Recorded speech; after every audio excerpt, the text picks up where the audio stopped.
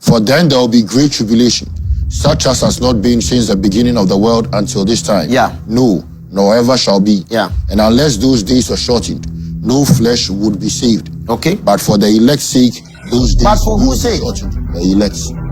Okay. The tribulation, the great tribulation is going on. The days will be shortened because of a people. And what is the name of the people? Elect.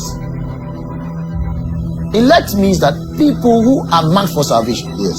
The Bible says we were chosen in him before the foundations of the world. That's election. Now, when you check the rendition of the Greek, you see that it is the same as saints, which Daniel prophesied about. That he will make war with this. The book of Revelation put it very well. Yes. And it corresponds with what Jesus said. Okay, if the saints are not here, why would Jesus give us this one? If the saints and the elect are not here, because they will bring their own Christ and say, this is the Christ, believe him.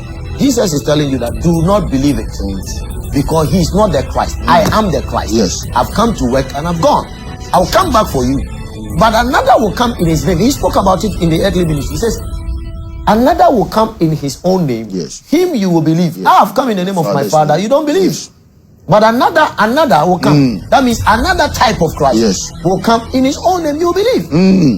So if somebody says there's nobody personality called Antichrist, but the Antichrist has many, the person is just deceiving the people of God.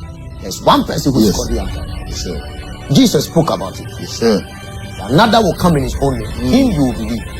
So Jesus is telling the same that, listen, I'm warning you people. I'll be gone, but I'll come back for you. These are the events that will happen before I come. Yes. But I'm telling you that if another comes in his own name and says that here is the Christ, there is the Christ, because people will be the one to introduce him. Oh, here is the Christ, the false prophet and the rest of them. And the false prophet is a leader of a religious organization. Big religious organization. He's still working now as I speak. Working. Bringing all religion together. He's the false prophet. He's the false prophet the Bible talks about. A lot of people are waiting to see somebody who is prophesying and mentioning names, who is the false prophet. That is what beats the Christians. Okay. The false prophet is not necessarily a prophet who is mentioning names and all that. The prophet are people who are the oracles of God. They preach and interpret the word of God.